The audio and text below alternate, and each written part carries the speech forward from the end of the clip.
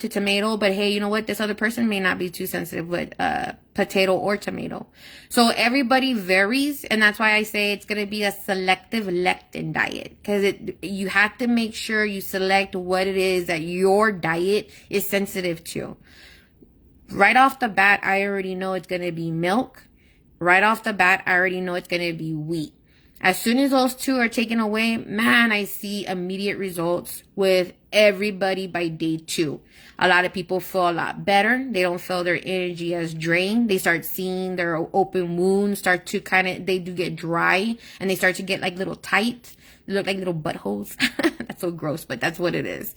But you feel better. And once you start feeling better, you start like, zoom, you want to go out there and start living life living my best life all over again. And that's great. That's exactly what I want.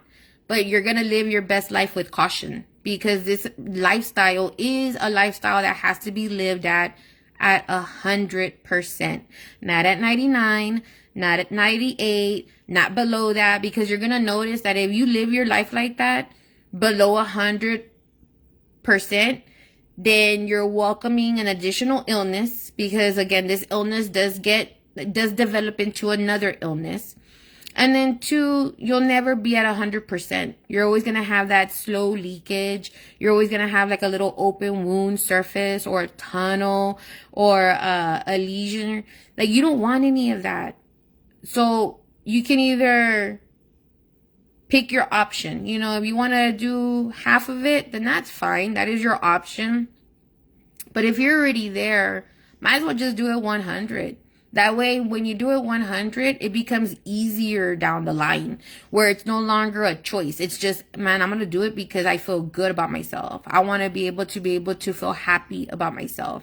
The first thing, I'm in a suicide group online. And when I read those comments on there, they're disturbing. Because one of the men, I had put a post saying, like, if you have HS, reach out to me, because I want to help you with your HS. And this one man wrote down that he has a different disease that's similar to a skin disease. And he's like, there's no hope, and blah, and so on. And I said, you know what? Let me talk to you. Let me reach out to you. So I did. And he mentioned, that he's been made fun of his whole life. And that's sad. It's very, very sad, because that's the type of person that I really want to show, like, hey, you know what? I don't know. I'm not familiar with your skin condition, but I want to understand it, so that way we can try to help relieve at least some of it. Because I'm pretty sure I can help him with at least some of it.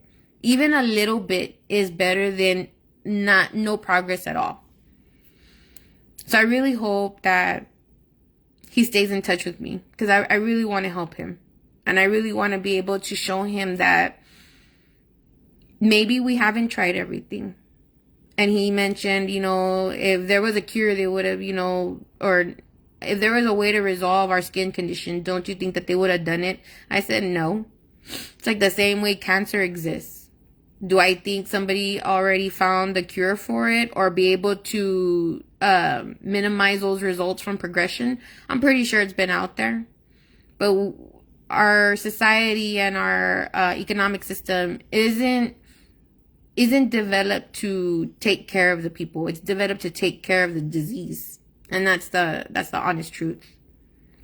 So be cautious, when you're out there, especially for my individuals that are showing those progress. I have some that stay on it like 100%, and they are doing amazing. Y'all are doing fantastic, because this isn't no easy road. The beginning process is not easy, and I know this because I'm on it myself, and even I find myself like, ugh. But it's rewarding, because when I saw my son this past weekend, I think I made a status, like, I've never seen my son wrestle in my life, because my son's always been sick. His skin's always been in pain, or burning, or itchy, or just something's always been wrong with his skin. And man, this weekend he was almost trying to take down my boyfriend and throw him into the next room. And I'm like, well, I've never seen my son do stuff like that. So that just made me feel like, man, my son is really showing some progress. You know, for him to show energy like that, energy I've never even seen before, that's amazing. So I want those type of amazing stories to be shared with other families. I want you to have those type of amazing experiences with your kids and even with yourself. Because you might just shock yourself. I know that I'm in groups, right? And so I don't comment too much on groups anymore because I get thrown out really quick. So I just kind of stay in the background. And when I see people that I feel like, you know what? I really want to help that person, because and the reason why I get back into these groups is because I don't want to overlook or miss out on children. There's a lot of children that are affected by this disease. And so by me not being in them, I want to make sure that these parents are aware, like, hey, there's a second option, you know, not just surgery. And, sorry, I have like other people reaching out to me about their food. And, I want the parents to know, like, hey, there's other options out there, and these other options are helping a lot of people, and it's proof, not only with my son, but with the people that I get feedback from, which is amazing. So I go into these groups just to try to find individuals that I feel can benefit from the same process. And it was crazy because I reached out to one, and she had mentioned her birthday was coming up. And I was like, oh, you know what? I would like to help her. You know, her birthday's in December. I want her to feel better by her birthday. Man, was a reaction, like a whole different reaction. She was like, you know, don't be telling me how to live my life and blah, blah, blah. And I was like, oh, wow. Like, I wasn't really telling you how to live your life. But I would just offer, like, hey, you know, I see that you have a birthday coming up and I would love to help you. You know, if there's, and if you want, I'll be more than willing to share the information that has helped my son along, amongst others. And she was like, you know, this lifestyle doesn't help anybody. And I'm like, oh. And so my response was, well, I'm sorry that you feel that it didn't help you, but it does help others, you know, so that's not everybody. And she came back with, oh, well, I'm going to report you and blah, blah, blah. And I'm just like, man, it's crazy how people get mad just because you offer help. I was like, golly. And so that's the reason why I don't make myself known in these groups, because there's people like that who try to get me banned. There's people like that who try to get me removed, all because they think I'm telling them what to do, and I'm not. I was just trying to offer you a better way of living so that way you can be happier. But hey, you know what? You stay the way you are, ma'am. And good luck with that. But anyway, so that's going to be my update for today. Be very cautious for those that are showing progress. You know, do not let your guard down, no matter what. When you go into the restaurant, what I've been doing, and this is going to be the best advice for me, for everyone who's trying, before you go out to eat, before you decide that you're going to go somewhere, download the menu for the restaurant or the place that you're going to. Download it and start seeing, hey, do they offer substitutes for that? Hey, you know, what are the ingredients that they use for this? Because I know that I was helping this one young lady. She went to Applebee's. And so when I dissected her Applebee's meal, I was able to dissect it with using it online. You know, they had the information online through their website. And sure enough, the marinara sauce had a bunch of peppers in it that they use on certain products. And I was like, oh, okay, this is why you're flaring. This is why you're pussing, because, you know, this is the information available. So be ahead of it. You know, if you have to, if you really are wanting to go out and eat and you want to take that, you know, that little bit of a risk, because there's nothing wrong with going out to eat. It's being prepared before you go out to eat. That's what's important. So pull out that menu for that restaurant and dissect it and start looking into, well, what is it that they offer? If they offer chicken, how is it seasoned? Is it lemon chicken? If it's lemon chicken, what kind of lemon? Like, is it natural remedies or is it seasoning? If it's a seasoning, usually they'll give you the name of whoever the seasonings are. And then you can Google the seasonings that they're marinating their meat with. So do not stress out. it's all about preparing yourself for when you go out. So that way you can just blend in with the rest of the crowd. You know, nobody wants to be eating a specific, you know, looking like a bird or, you know, we're all hungry. We all want to eat. I want to eat when I go out.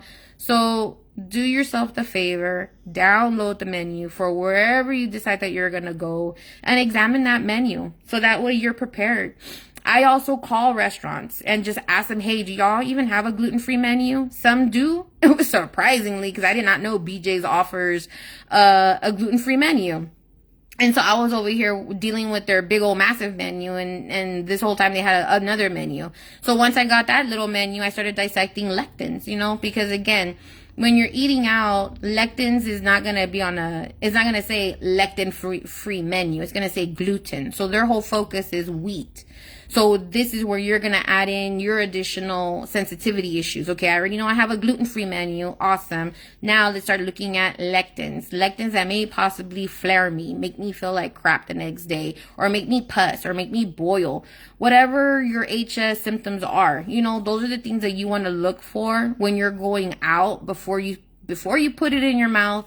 Double check it. Make sure. Because it gets, once you start to learn it, it becomes easier. So that next time that you go to that restaurant, you already know, oh, I got this. You know, I'm going to order bam, bam, bam, bam. And it's just more powerful. You're in control. Everything right now is like a kid getting on a bicycle. You know, you have your training wheels on, but those training wheels eventually come off once you continue to do it and you get used to that lifestyle.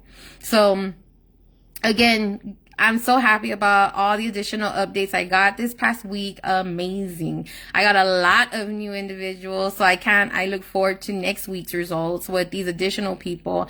And I will continue to post updates about what we find on food because, man, I love those aha moments. You know, when you do the one-on-ones and you go over their food and then they find out like, what the heck? You know, I didn't know I was eating that. I didn't know that had this and I didn't know that had that. And I'm like, yep. So those make me feel really good because it just makes me feel better about what I'm doing and what I share because it's very helpful and it's proving to be very helpful. So thank you for tuning in and y'all have a great rest of the day.